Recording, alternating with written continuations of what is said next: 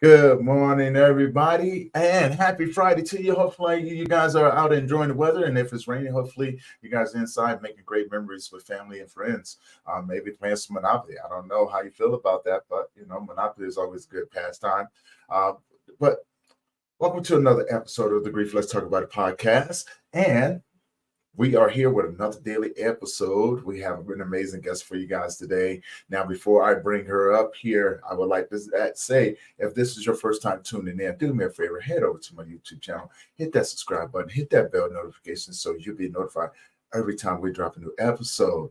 Now, this is for educational purposes only. So if you guys have any questions or comments, please put them in the comment section. We'll be sure to get to those as we go along. Now, without further ado, I'm going to bring on my next guest, Miss Melissa Armstrong. How you doing? Hi, good, Tony. Good to see you. Yes. Welcome to the show. Thank you. So happy to be here. Yes, I'm happy to have you here. And we are live on all platforms. I got to go back in and fix the Facebook, but that's all right. We'll get all that stuff taken care of. Now, before we get started, tell people who you are and where you're from. My name is Melissa Armstrong, and I am the owner and lead coach in holistic health, and I am from Colorado. Well, of course, here we are. We both in Colorado. Out here making Colorado beautiful. Although the weather is kind of crappy this morning, right? Yeah. But it's never a bad thing. We can't always have sunny days, and even the rain has to come and show up and make the grass green. Because Lord knows we don't need no more fires this year, right? Right. Yeah. So tell people about the work that you do. So I am a trauma-informed functional health coach. I help women overcome personal and intergenerational trauma to heal their mind, body, and spirit. Now that is truly, truly amazing, because that is something that is very, very well needed in today's society, right? Yes. Now, let's talk about how you got into this work. Yeah, that's a loaded question. It can be, right? But we all have it's the journey of us getting there that makes us so unique, and how we show up in other people's lives, right? Right. And there's people out there right now that are struggling, that don't know that there's always a better way. There's ways of healing, right? We need people like Melissa to go in there and go, hey, girl, I got you. Don't even trip about that, right? Yeah. Right. Yeah. So the way I got into this work was my childhood was riddled with abuse and addiction and trauma. My parents were both addicts, and my dad was very physically abusive to my mom and my older brother. They kind of did the back and forth thing that addicts do. And my mom wanted to get clean. My dad didn't, and broke up, got back together, broke up, got back together. They finally divorced when I was about 6. My mom got clean and my dad left and never came back. And my mom, as a result of being a single mom with no kid or with 4 kids and being very poor and having her own unhealed trauma, was very emotionally unavailable. And when she was physically present, she was really verbally abusive and just really difficult to be around and very wounded herself. So that kind of set the stage for like my young childhood and how I grew up. And then when I was 11, I was molested by a friend's grandfather, which took a huge toll on our family and caused a lot of distress for me, obviously. And then when I was 15, there was a school shooting at my high school. I was present. I was friends with the shooter and had a lot of grief and guilt associated with that, because I felt like I should have known because he was my friend, which I didn't know. Right. So I felt really guilty, had a lot of post-traumatic stress, very, very like mentally unwell, felt suicidal at times. And then when I was 18, my brother, who was 5 years older than me, was killed in a tragic accident right in front of me. So I was my world just collapsed. as you could expect. And I was already really dealing with a lot of like mental health issues before my brother died. And then once my brother died, I really just went downhill. My emotional health was, at an all-time low. It started to manifest into physical symptoms. I wasn't processing through that trauma. I didn't have a parent that I could really like rely on. As you can imagine, my mom was almost completely, debilitated from that devastating loss of her son. She wasn't able to really like help and support myself and my sisters through that. And I started to develop a lot of physical symptoms. When he died, I also, the experience of him being in the hospital, he had a head injury. And so he was declared brain dead pretty quickly right after the accident happened, like within a matter of hours of arriving to the hospital, and but was still in the hospital on life support as we waited for all of the things to happen for organ donation, because that's not a quick process. So we donated his organs, so he was still in the hospital for almost 48 hours or so. And the nurses were just phenomenal, obviously. And I was 18, they took me under their wing and really helped me understand what was going on and tried to involve me in like helping care for him, like, oh, here, hold his hand, or, oh, do this. And they were just angels on earth. So I decided at that time I wanted to be a nurse, and started pursuing nursing. I was struggling with my own physical, mental, emotional, spiritual health, and wasn't getting the answers that I needed as a patient. And then, as I started my nursing career in my early 20s, I felt like there was a huge discrepancy between what I wanted to provide as a nurse and like how I wanted to help people and what we were actually doing in the medical system and in my jobs. And what I mean by that is like, I just felt like as I was healing myself, I learned a lot about somatic experiencing, meditation, tapping, breath work, food is nutrition, sleep is important, those kinds of things. And that really is not the focus of traditional medicine. When I was going to the doctor, I was, here, you're depressed, take this antidepressant. Here, you've got a rash, take this steroid. Here, you've got, XYZ, here's a pill. And so yeah, that's kind of evolved from there. I spent about 10 years in traditional nursing, and about 4 or 5 years ago, I realized I wanted to do something more. Started working more for like holistic medicine. I worked for a chiropractor, I worked for a wellness clinic, did some other stuff, wanted to really help people in my own way and have the schedule flexibility for myself. I have 2 young kids myself now, so opened my own practice in January of last year, and it's just grown from there. And here I am. I love that, man. I love that. You said something and it brought me back to something. Because I do remember, was it the Columbine shooting? I had friends who lost brothers, siblings in that fiasco. As a matter of fact, the day that happened, I was actually moving furniture, and I happened to be down the street when that happened. Wow. Yeah, it was so crazy because I was moving furniture. It was me and a couple of other buddies. One of my buddies is no longer here. He was killed in a motorcycle accident, but we were all together at that time. And I remember we were carrying the couch out and taking it to the truck. And midway through the ramp, there's the two guys walking past on the sidewalk, trench coat and everything, just having a casual conversation, right? Didn't think nothing else of it, but when you get that little tingling in the back of your neck and you just like, something's not right with this. And the school, Columbine, was literally right down the street. Like we could see the parking lot and the front door. Wow. And so by the time they hit the parking lot, we heard the first shot. I turned around. We had the couch. We took the couch back in the house, picked up the rent, put it back in there, closed the door, and told the lady, you're going to have to reschedule. By the time we left, and was going down the street, all hell had broke loose. Wow. Only to go home Yeah. and to watch it on the news. I was like, oh no. And then a couple of my friends, they were calling, they were like, actually, yeah, they were calling, Tony, where you at? We're at home. I'm at home. I'm on my way over. I had to sit there. I think that was the first time that I actually been with my friends as we watched their siblings get killed. Wow. And they were pulling up the names on the news.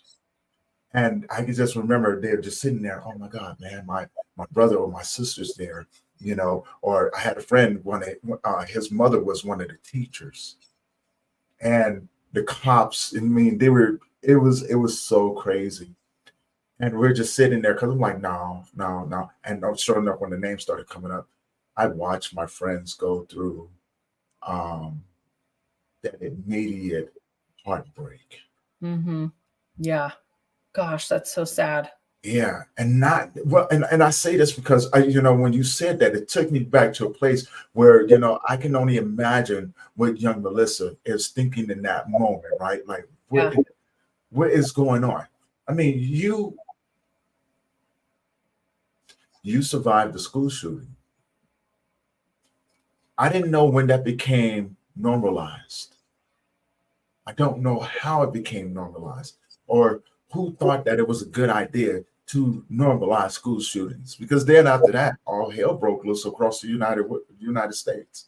There were so many of them, right? Right. And then they advanced from there. Uvalde, Buffalo, New York, all of these different things. Now, you don't have to answer this question, but if you do, that's fine. If not, that's totally fine. But surviving a school shooting, and you said that you were friends with the shooter. Mm-hmm. What sort of relationship? I mean, because I try to understand, what will push a person to that point to where they got to go make everybody pay. Yeah. He had a very troubled childhood is the only way to describe it. He had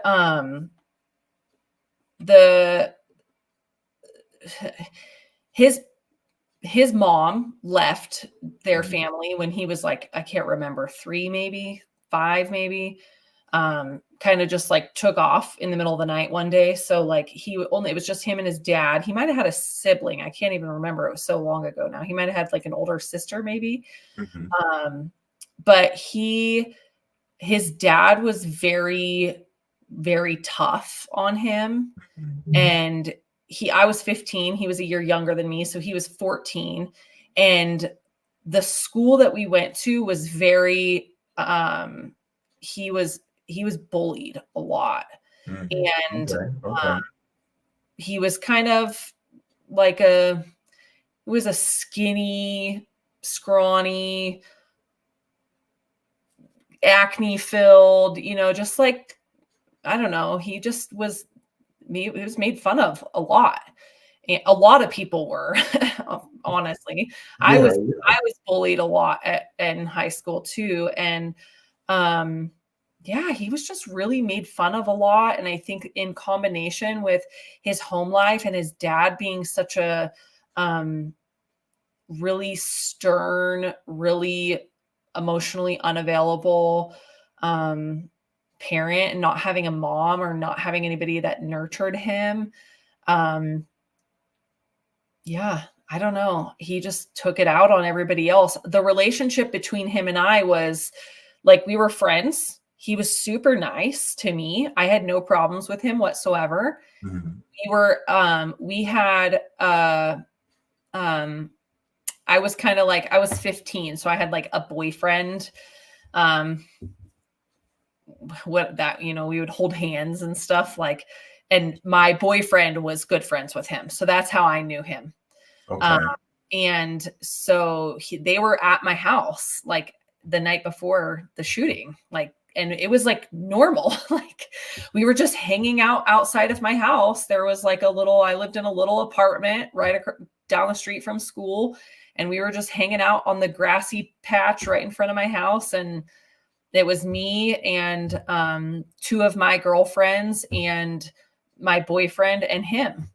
And we were just sitting on the grass. And I remember like there was this hill. We like would lay down on the grass and like just lay there and I don't know, talk and whatever. And they had skateboards, so they'd like skate right there, right in the, I lived on a at the very end of the apartment complex, so it was like the dead end. So they would just skate right there, and we would lay on the grass and talk. And that's what we did for like however long, a couple of hours probably, the night before it happened. And then the next day, the shooting happened, and I found out. It was so crazy. Like when it happened, I was like, we were outside. I grew up in Southern California, so it was sunny and it was in March, and there was like a big, area in the middle of the school. And I was walking from one side to the other to go to my class. It was about to start. It was like our break time in between classes. And I heard gunshots. At the time, I didn't know what gunshots sounded like. And I thought it was like fireworks or something. And I actually thought it was fireworks in a trash can. Like that's what, I don't know why. I had never fireworks in a trash can either. I just thought that that's what it was. And then everybody started running and screaming. And then I looked like across the area and I saw somebody fall, and like, I was like, oh my goodness. I realized like that person's been shot. Oh my gosh. And I turned and ran the other away, like everybody else was running, and went to my classroom and went into a classroom and went, and we all kind of like ran in. There was like a group of us that ran in at the same time into that classroom. And one of the teachers was like, move this desk. And we like moved the desk in front of the door. And then we all like kind of huddled up in a little closet. And one of the people that had been shot wound up in, I think 2 people died and 13 people were shot. And like wounded. So one of the male students that had been shot wound up in that room with us. I think he was shot in the leg, and he was just him and one of the teachers was like holding pressure. And then what seems like forever, but it was probably only a few minutes, went by. And then the cops ended up coming to the door, and then we were being instructed to leave and go out like the opposite direction. And we all had to like walk out with our hands above our head because they still were trying to figure it out, and took us like off campus. And then they said we were like kind of trying to call. It was in 2001. Columbine was in 2000. So this was in 2001. So we didn't really have cell phones yet. So we were like, there was a woman there was like, had a cell phone. And I was like, can I call my mom? And I called my mom, and then ended up hearing like, I don't know, a little while later, one of my girlfriends that was there with us that night, she wound up calling. My mom had a cell phone, but I didn't. And she called my mom's cell phone, and she said, Melissa, it was Andy. And I was like, what? What do you mean it was Andy? Like he died? And she's like, no, like he was the shooter. And I was like, what? I was shocked beyond belief. Like, yeah, it was crazy. That's such a crazy story to go back and tell. I haven't told that story in a long time. I definitely appreciate that, because I saw, and I want to say thank you for taking us to that place. And being vulnerable and open with sharing that, because I'm looking back and I'm going through your journey with you. I just felt that emotion, a very deep embedded emotion, as you were saying that people being scared. Teachers are trying to comfort the students, but also trying to fight their own fears. and Right. then to find out it's someone that Yeah. and I'm just wow, such a journey, Yeah. such a journey.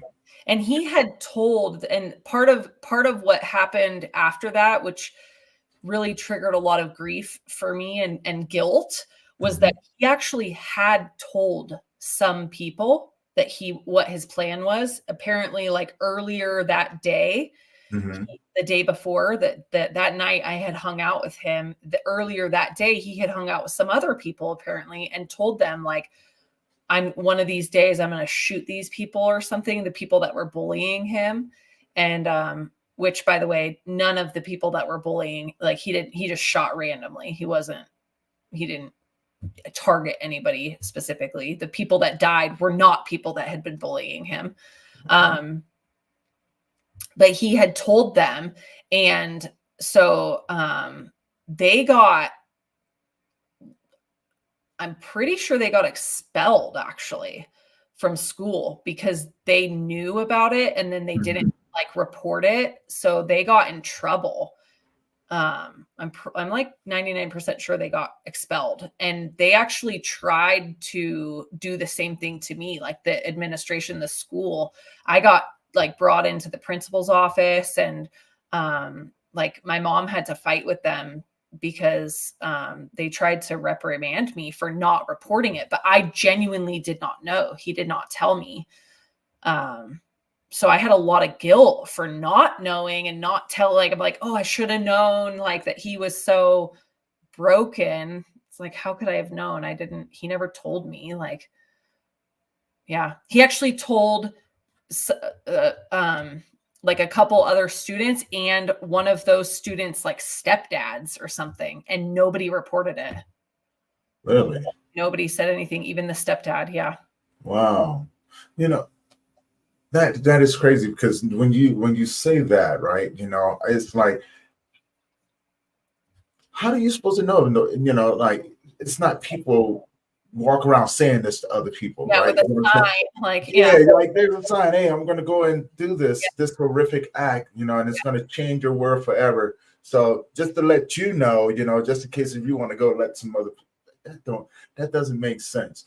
And I think, like when I look at everything that had happened in Colorado, leading up to the school shootings and et cetera, because it's not the first time I've ever heard that. I used to work with a lot of children, which are now grown-ups, that are still dealing with the aftermath, the thoughts, the PTSD, the grief, the mental health issues, and things like that.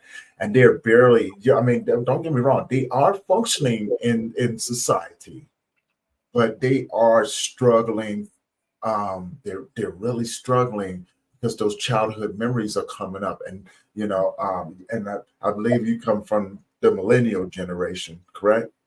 So, because that's when everything was. See, yeah, I kind of figured because I was like high school. Like, I haven't been in high school since the '90s, Yeah. I right? You think know what I'm saying? technically I'm right on the outside. I'm not technically a millennial, but yeah, I'll be 40 next year. So Oh, so you like I'm Gen? like the Gen Z, or yeah, Gen Z or We're something. gonna put you. You know what? We're gonna just group you in with the millennials, all right? Because right now, Gen X's and Gen Zs, we're kind of feuding right now, right? You know what I'm saying? They keep calling us out. We try to tell them, leave us alone, let us be feral, let us grow old. But no, I don't know if you've seen this on TikTok, but everybody wants to poke the bear.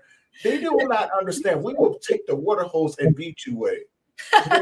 We will. We come to your house. We have dinner with you. Then go outside and fight you. Right? We're gonna be good afterwards. But they picking fights, mother. Yeah.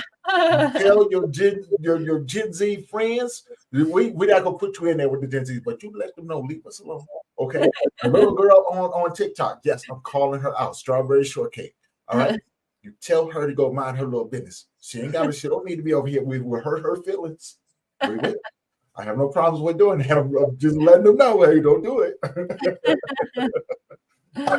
But no, I joke about all of that because I'm on TikTok as well. And there's a lot of things that I see through the generations, the differences in how we were raised. But then, you talked about your mother, and the relationship, between her and your father, the addiction aspect, her getting clean but not healing from those things, and you had siblings. Now, my first question would be, did your father ever reach back out to you to see how you guys were doing, or did he ever get himself clean, or was that an unknown factor? Was that like an X factor? No, he never got clean. He ended up dying. He had a heart attack, which I suspect was related to drugs, in early 2016. But as far as I know, he was never clean. I think he did get mostly clean from like hard drugs. Like his drug of choice was speed, and he had a lot of mental health issues from his trauma that he had not been healed from. So using, crystal and having like, severe mental health issues and trauma in his background was just a recipe for disaster. But I know that he definitely like smoked pot and used alcohol severely, like even until the very end. I did talk to him, a handful of times here and there. He would call every couple of years and make grandiose promises like, oh, dad's clean. I'm coming to get you guys. We're going to hang out. We're going to go to the park. I'm going to buy you all these things. We're going to do, and then he'd never come, and we'd never hear from him again for, 3 or 4 years. And yeah. Yeah. Now, your mother, how did she, because you said that she got clean, and that's when the separation happened. Yeah. And we, in the work that we do now, right? I think we both can agree. We see a lot of unresolved traumas from people who, one, never knew nothing about mental health issues, right? Mental health challenges or mental health illness, right? Because it was something that was never talked about. We was always taught to man up, right? Was always taught, you just go on now, go on, get on outside, go play somewhere, right? They always pushed us out into the streets. Yeah. And we had to deal with the treatment from our parents, right? You know what I'm saying? And it was something that was said to me, and I put this out there like this, because it took me a long time to understand. You can't fault people for what they didn't know, right? Because people, our parents only do to us to what they know, and vice versa, and that's a trickle down effect, right? You know what I'm saying? Everything is passed down, right, to everyone else, to our children. We only know what we know. So we, and this is just me, right? You know what I'm saying? I'm not saying take it personal, not take it personal. I say, you deal with it as you see fit, right? But you do eventually have to heal from those things, right? We was raised on abuse and neglect, right? You know what I'm saying? And what, let me be careful when I say that, because there's a thin line between discipline and abuse, right? And it's a very blurred thin line, but there's a thin line nonetheless. We were disciplined, and then there were people that were abused, right? Mm-hmm. It wasn't nothing for us to get beat every day. Oh, stupid stuff. Boy, put the damn paint down and stop coloring on my walls, right? Type stuff, right? You know what I'm saying? Oh, you got your good pants. Those are your school pants. And you got grass thing. Go put on your school clothes and get your little ass outside. All that good stuff right there, right? I think we've all heard that before. We've all heard that. But your mother, how was she handling? Because when she got clean, there's a whole different set of challenges that come along with that. And as her child, you get to witness all of these things, and it actually helps mold you as well. What was some of the experiences like as she was going through the getting clean phase?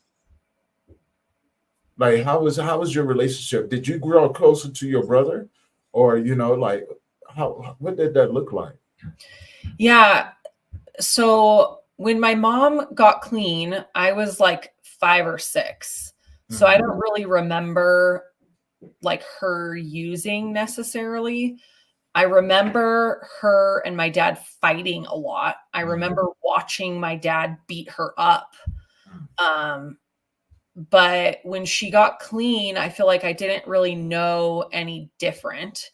I do know that she was very like through my healing journey, I realized that like she was abused as a kid and so was my Both grandmother sides, and yeah. so was her. Like so there's at least 5 generations of abuse and addiction in my both sides of my family, but particularly with my mom's Mhm. um side.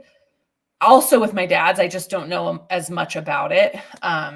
But so like what you said, like the word trauma and like the idea that like you can actually like experience trauma and then pass that down to your Mhm. kids, Mhm. Mhm. that term of like intergenerational trauma and epigenetics, like the exposure to trauma can actually cause changes to your DNA that you can pass on to your kids. That's epigenetics.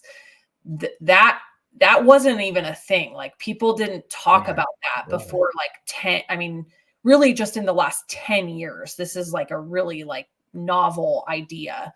Um so when she got clean, she was a single mom with 4 kids.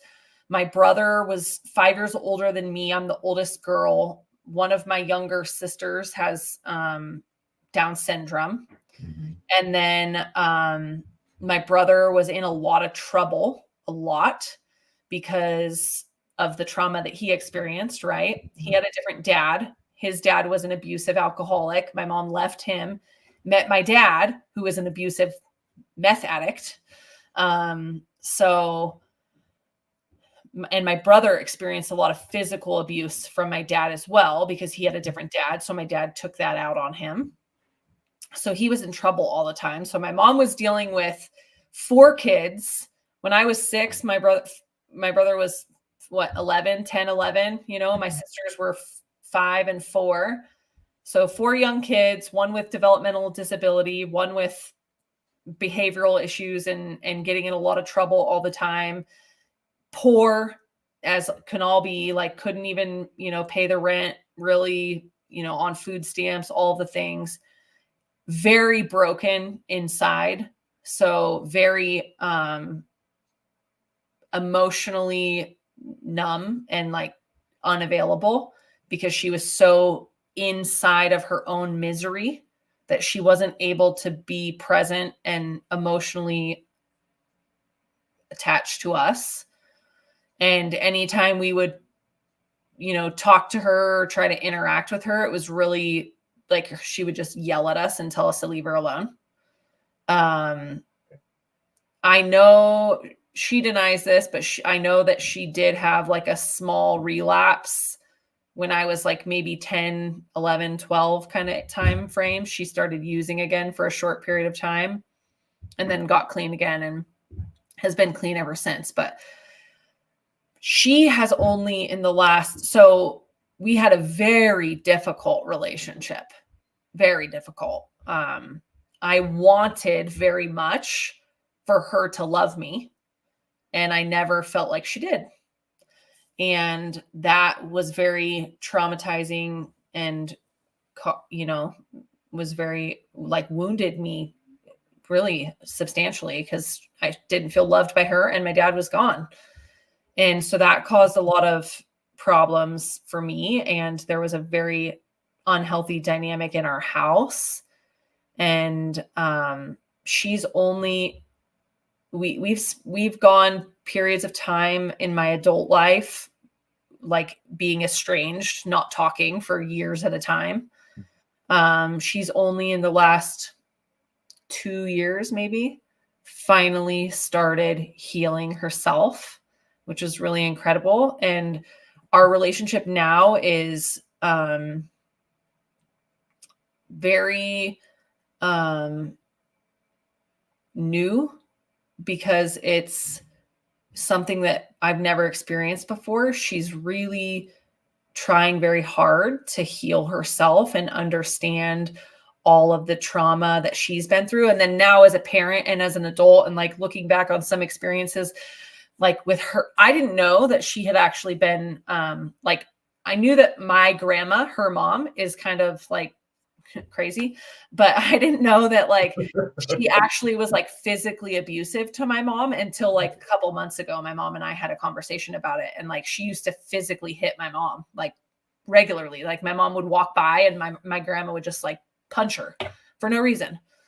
And just because she had unhealed trauma because her mom was an abusive alcoholic, you know?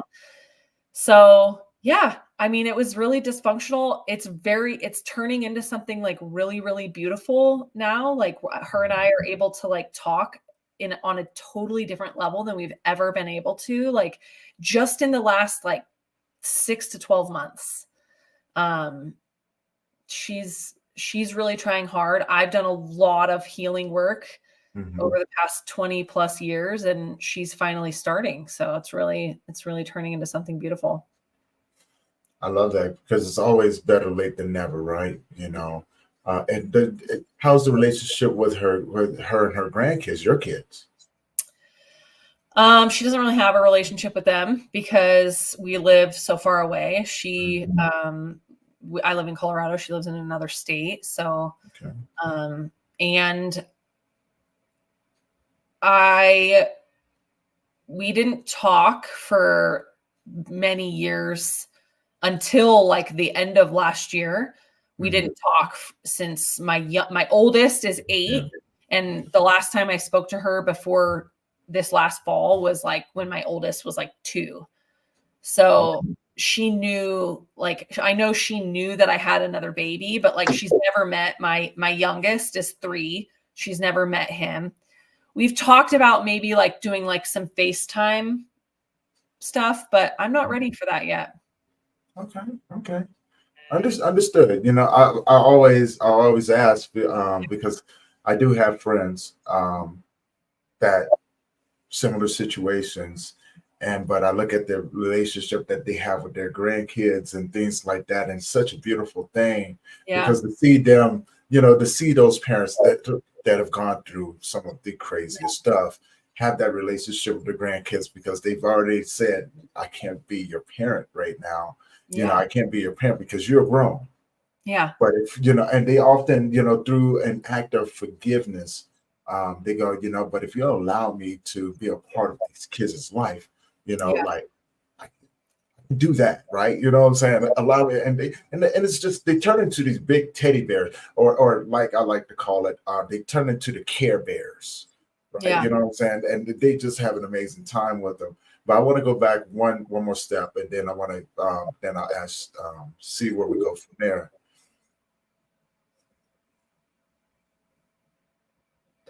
You watched your brother die in an accident, right? Take us back to that moment. You know, first, I want to ask, what sort of relationship did you have with them? Also very difficult. Very good. Yeah, he had a very troubled childhood. He acted out a lot. He used drugs. He had a lot of sex with a lot of people. Some of those girls were my friends. And he had, I was 18, he was 23 when he died. He had 3 children with 3 different women. One of those women was a friend of mine. All of those girls were 16 when they got pregnant. And so I was very, very angry with him for a lot of years for the way he had acted and the choices he had made. He was really starting to clean up his act, like really, like in the year before he died, he finally had like a stable job. He was paying child support. He was seeing his kids regularly. He was had a new girlfriend who was absolutely lovely, and they had like a seemingly like very healthy, loving relationship. Mhm. And he was really like somebody I was really beginning to like a lot. And that's kind of where it was when he died. We fought still because we were, Yeah. I mean, that's the given. Come on. yeah, That is the given. The relationship look, and this is most siblings, whether you the older sister or the younger sister, right? Depending on the roles and things like that. As an older brother, and I really hope that my sister don't kill me when I say this. Because she's my younger sister, and she would tell you stories about when she and I used to fight. She used to always say, "I thought you was trying to kill me." I was like, "No, I wasn't." But then I would get in trouble because you get told you're not supposed to hit women and things like that. And my reply was, "That's not a woman. That's my sister." I realize she's a woman, and I love her to death. And maybe, just maybe, we fought a little bit too much, right? But I still yeah, love her to death, right? Never that never went away. She's my baby girl, my best friend in this world, and I always love her to the day that I die. And hopefully she knows that. But I think it's the same with siblings and things like that across the board. And I mean, did you beat him? At least did you beat him up? oh yeah, no, he beat me up. Yeah, Okay. So five we did keep the tradition going. big, yeah. Now, how did the relationship change um, when he passed? Because you had to deal with watching that, right? Yeah. Yeah. How did you change? Because grief changes us. It changes our reality. And watch you watch this horrific thing happen. Yeah. So how did it change you? But also you watch your mother lose her son, her child. Yeah. So I had a lot of guilt again from Mhm. being present. Uh he was riding a four-wheeler, a quad. And him and my mom had a really challenging relationship because they had been going to court for the kids and like trying to work out the custody thing and the child support thing. And my mom had been helping him, but sometimes he was pretty ungrateful to her and would be disrespectful to her, even though she was trying to help him get his life on track. And so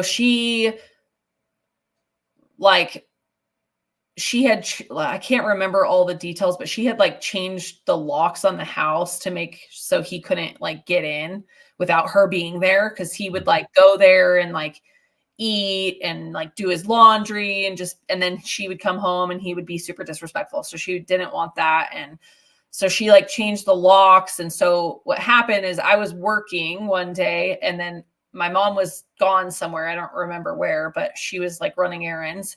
And I went back to my mom's house. I didn't stay there much. When I was 16, I met my now husband and I basically stayed with him all the time, but all of my stuff was still at my mom's house.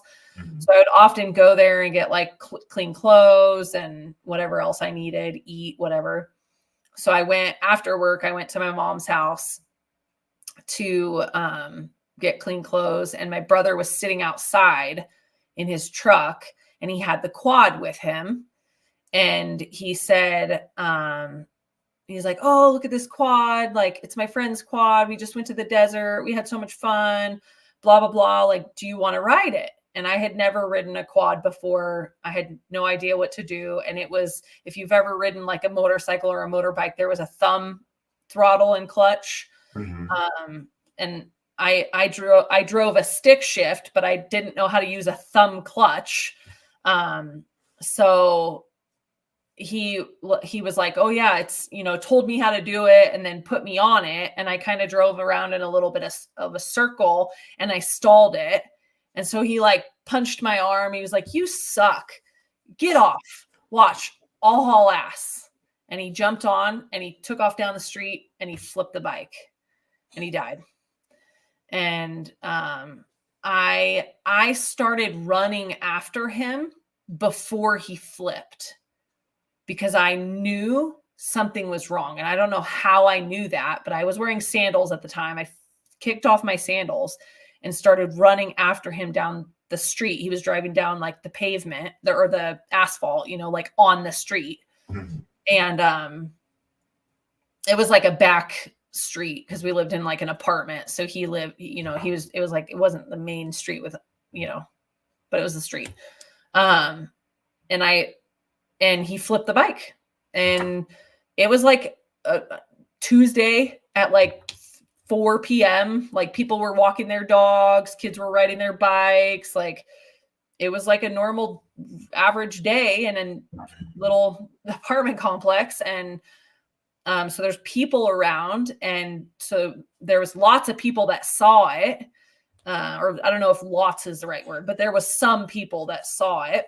And by the time I got to him, I didn't know it at the time, but once I got to him, I know now that he was having a seizure because he hit his head. He wasn't wearing a helmet. And I was like screaming bloody murder, and he was like covered in road rash, like just, yeah. And so he said, so I was like screaming, and I was yelling to somebody like, call 911, call 911. And then somebody like came and tried to like pull me away from him. And so I like physically started to like fight against that and tried to get to him. And that person, that woman, I don't even know who it was trying to console me and was like, who is this? And I was like, it's my brother. And somebody called 911. They were there within minutes, and they took him by ambulance like a mile down the road. There was a little regional airport because the hospital was like 15 minutes away. And they took him to the regional airport and then life flighted him to the hospital. And we all drove to the hospital immediately. And I called my best friend at the time. And so like she lived right down the street, and I told her Justin was in an accident. I need you to take me to the hospital. So she was there, within minutes, picked me up, took me to the hospital, and we stayed there for the next 48 hours until they took him to surgery. And yeah. First off, my heart is with you. I'm listening to your journey, and my heart is with you as you're going through this. And now my next question would be, what was the healing process like? Right? Because there's a lot to unpack there. You've had a unique childhood, a very unique teenage years, leading into adulthood, right? And I look at I'm looking at Melissa right now. I would never had I not met you previously and heard about your story, but listening to it is a totally different story while we're doing this, right? Because it's like you're taking me on this journey of just resilience, right? You know what I'm saying? Of overcoming trauma, loss, abuse, having addictive parents, mental health issues, right? Child molestation. And I'm looking at the person that's sitting in front of me right now. I'm just thinking, wow, I wonder what was the healing process like for you? Right? Yeah. Because healing is hard as it is, and it's painful. Yeah. There's a lot of work that goes into that. Yeah. And I look at you now, and I'm just like, wow. What was the healing process like for you? And what was your aha moment to say, you know what? I could take this and help someone else because I've done that shadow work. I've done that work, right? You know what I'm saying? But I also have the understanding I got to heal through generations. Yeah. Yeah, I love that question. This is my favorite part to talk about. Yeah, I'm here for it. The healing process was difficult. So the guilt that came from my brother's accident, like I was like, why didn't I stop him? Why didn't I tell him to put his helmet on? Why didn't I couldn't have stopped him. I know that now, but at the time that's what I felt like. I should have been able to stop him. And then, so the healing process from the time that I was 18 to about the time that I was 23 to 24, I was at an all-time low. Like I was so unwell. I was severely depressed, severely anxious. I had panic, post-traumatic stress disorder, chronic complex post-traumatic stress disorder, panic that would keep me up for days at a time, like not on drugs, just up for days at a time, because I couldn't sleep, because I couldn't close my eyes, because I would see everything over again. And I, that started all of that emotion. Emotion is energy in motion. So all of that energy and emotion was stuck inside of my body because I hadn't processed through it. I had seen counselors and we had talked about things over and over and over again, but we weren't ever like really processing out of that emotion and that energy. And we would just talk about those same things over and over again. And like the number one symptom of depression is that what's called rumination, which is just like that chronic obsession with what your like problems are. Right. And you would just talk about the problems over and over and over again. So I feel like that was almost worse and more and re-traumatizing to me.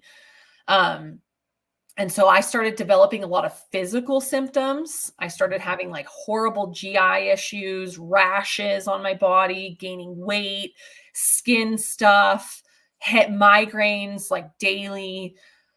And I wasn't getting help from the traditional medical system. I was just getting pills. I wasn't getting help from the psychiatric. I was on antipsychotics, antidepressants, anxiety medications, sleeping pills, steroids, all, you name it, like all kinds of meds. And when I was about 23, 24 years old is really when I had such bad panic that like I couldn't go anywhere. I honestly don't know how I got through nursing school. Really don't, because I completed nursing school in that time from 18 to 23. I became a nurse when I think I was 24. And my boyfriend at the time, now husband, said to me in the midst of a panic attack, like, you need to be able to calm yourself down. Like calm your body, calm your mind. Have you ever considered trying something like meditation? And I thought, well, that's a stupid idea. Okay, fine, I'll try it. And so I did. And that was really like, I realized almost immediately, really quickly, that I could actually feel calm in my mind and my body with just a little bit of meditation and like centering and repeating mantras. And I started initially with like guided meditation. I did a lot of, I think my husband sent me something on YouTube or something, I think is what happened. He sent me, and it was Deepak Chopra, who's a big name in like the meditation space. He's an Indian guy, super cool. Very much talks about meditation and the power of it. And I completed one of his like guided meditations and I don't know if he still does it, but at the time he had these things, this thing that he called the 21-day meditation challenge. It was like a free thing that you signed up for on his website, and you would do like 21 days of meditation. So I like told myself I was going to do that. And I did. And I felt calm, and I went, oh my gosh, I've never felt calm in my mind and my body ever before in my whole entire life. And from there, it really evolved into like my eyes were wide open. I was like, why does this work? Why hasn't the doctor told me about this? And like, what is meditation? And what are other types of meditation? And what is somatic release? And what is neuroplasticity? And what is trauma? And how does this affect my body and all of these things? And it was just really kind of like an evolution from there. Meditation for me turned into prayer. and where I was able to connect with God. I did not grow up in the church at all. I did not know God at all. And it turned into a time where I would feel connected to a higher power. And that was very healing for me. And then it was just kind of an evolution from there. It took about 10 years of really, really hard work and somatic work. And I learned about EMDR, which is a technique that they use in therapy a lot, which is somatic, which is like getting out of your mind and into your body. So you can release those emotions and release the energy. Lots of journaling, and then really like looking at my lifestyle and trying to improve, like what I said at the beginning, like nutrition, food is medicine. So it's like started really looking at like, what am I eating and how is this affecting my physical and mental health? How am I caring for myself? How can I love myself? How can I love little 5-year-old Melissa that watched her dad beat her mom? And like, how can I love Melissa that was molested at 11? How can I love Melissa at 15 and 18? And yeah, that was it. And then the aha moment where I kind of realized that I could use this to help other people was really it was maybe like 7 or 8 years ago, where I realized, I like kind of looked back and went, wow, I had just had my first kid when he's 8 now. So it was 2016. So I had just turned 30. And I had looked back and just went like, oh my gosh, like I've created this beautiful life. I have a beautiful, healthy marriage to a man that I love. I have this beautiful baby. I have a great job. And I looked back and went like, holy crap, I freaking did it. And I feel like so different than what I did 10, 12 years ago. Like, oh my gosh. And I thought like, I want to help people. And simultaneously, like my career was not aligning with the values that I felt like medical care should be. I feel like don't get me wrong. Thank God for modern medicine and ICUs and ERs and ORs. Thank God for that. But as far as like truly helping people be well, I think that model sucks. I think we give people pills and procedures too much, and we don't actually get to the root of the problem. So I spent the next like maybe 3 or so years struggling with that and trying to keep my career making 6 figures and also wanting to help people in a different way. And COVID happened and I realized I can't do it anymore. When COVID happened, there was a lot of things that like I got in trouble for suggesting to somebody on a call when I was doing nurse triage to take vitamin C to support their immune system. It was not a COVID patient. I was literally just telling the woman, you can take vitamin C to support your immune system.